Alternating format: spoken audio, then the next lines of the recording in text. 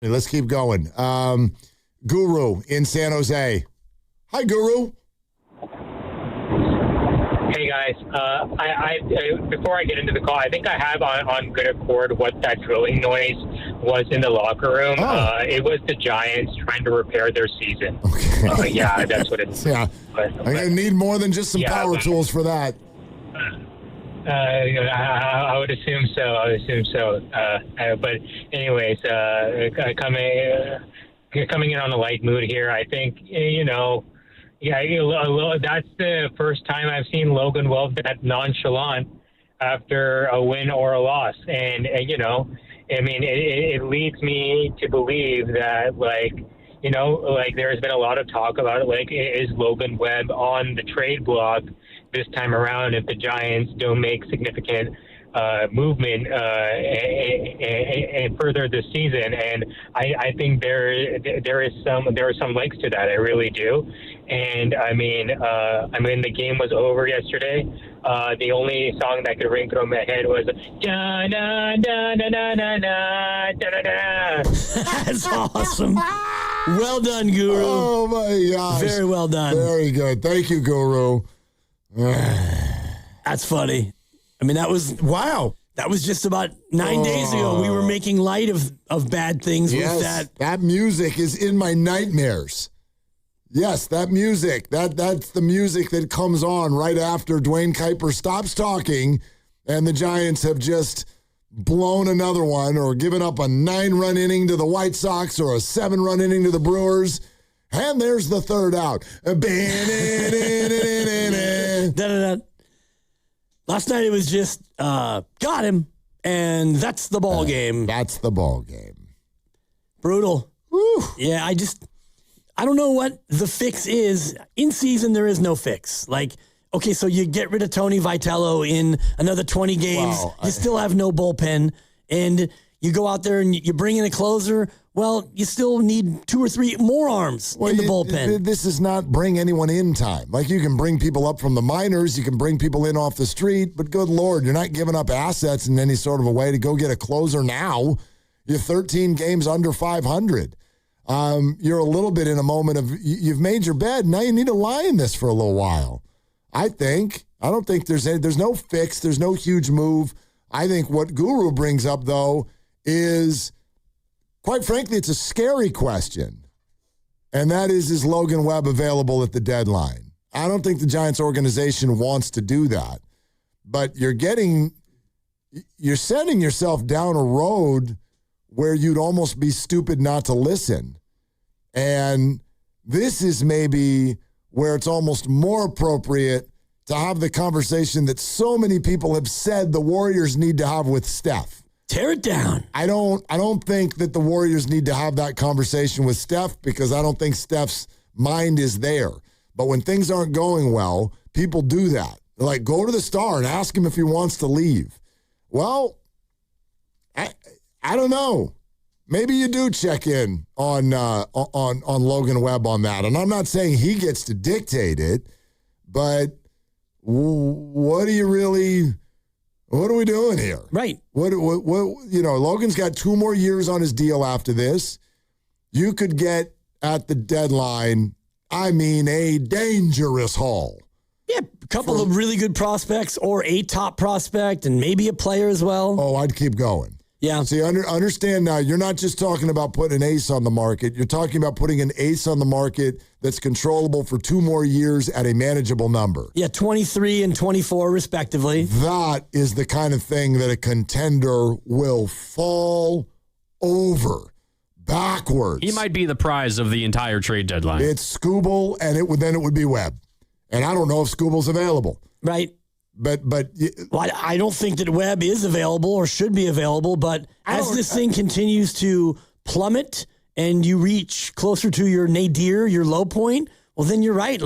Everybody has to be possibly shoppable. Well, you're just so... Look, you're so far away from actual competition, number one. And number two, you've sort of signaled, if you really look at what the Giants have done, let's unpack this for a second. Let's look at what everyone wants to know, what their identity is, what's their plan, right? Well, I would argue if you really look at their plan, it's hard to figure out because what has happened since the start of this season does not match what was happening earlier, right? Buster Posey comes in. Bob Melvin is the manager. Right. We're signing Chapman long-term. We're getting Adames on a long-term deal. We're trading for Devers. Bob Melvin is the manager. And that signals to everybody with Logan Webb and Robbie Ray on the team, we're trying to really win this thing. Now, from the moment that all happened, we suddenly switched and went down a road of Bob Melvin is fired. We're spending tons on the international market, and we've now got 3, if not more, prospects that baseball really thinks are good, but they're all like 8 years old. And they're all shortstops. Correct. Which I guess you could play, well, with the shift, you could only play 2 shortstops at once. None of these dudes are buying beer for a while. No. And then you go hire a manager straight out of college, knowing that he's going to have to go through a learning curve. And so, and then there's also Bryce. There's Bryce Eldridge. You know what this is, right? And I said it before. What is it? It's 2 timelines. Oh, boy. Buster Posey has decided to steal from Joe Lacob and company, and it's 2 timelines. Or is it no timelines? Well, it's 2, and I mean, unfortunately, neither of the timelines, we don't know about the future timeline. These young pups could be really good in 6 to 8 years, but the front and center timeline is, invest in Adames and Chapman and Devers and invest in Robbie Ray at least for 1 more year and, invest, and you're going for it. Meanwhile, you bring in a rookie manager and a largely rookie coaching staff around him, by the way, which you look at Message last night, the pitching coach, it's his first year as a big league pitching coach. And you've got, your hitting coach. It's the first time he has been a hitting coach in the bigs. Let me pitch something to you.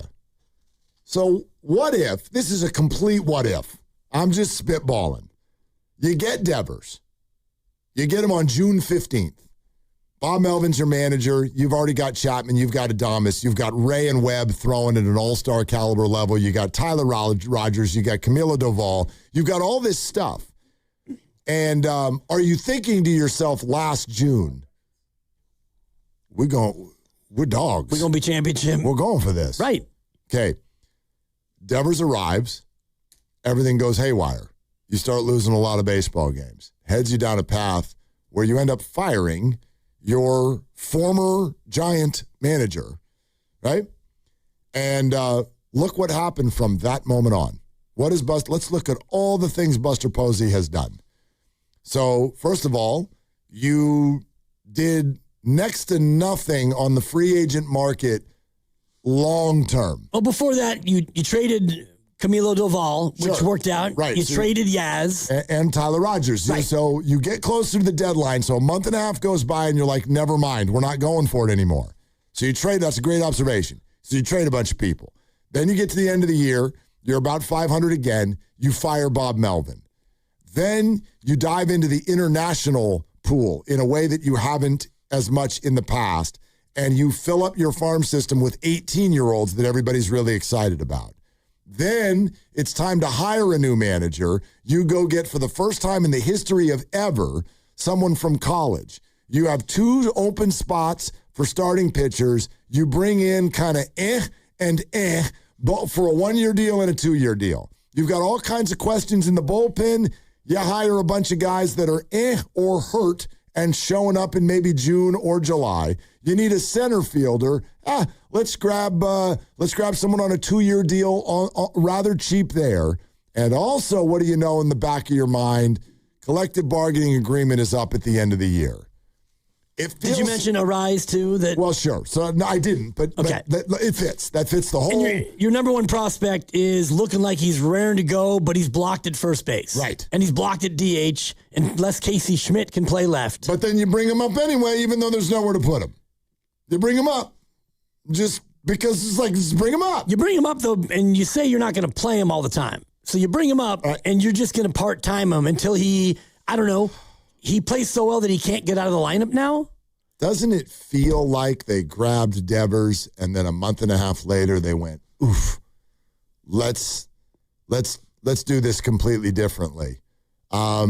it almost feels like right there at the end of July last year, they decided, let's get ready for 2028. 2028. 2028. Because 2027 may or may not exist. And that's a fact. I believe in it, but my brain works that way. Oh, you're talking next year with a possible lockout? May not exist. There will be a lockout, but the season is a maybe. 2026, you're looking at it going like, yeah, it'd be great to compete, but I don't know if you've met the Dodgers. Here, these are the Dodgers. Say hi to the Dodgers. Nobody's beating that team. So let's start getting ready for 2028. Devers was like that first night in The Hangover. I mean, Stu got a face tattoo, and you wound up with a baby, and Zach Galifianakis roofied everyone. You wake up after Devers, you're like, oh, man, what a night that was. Yeah. Full of regret. And a face tattoo. And all of a sudden, someone important is missing. It's Rafael Devers' ability to hit a fastball. We can't find it anywhere. It's the closer who's missing.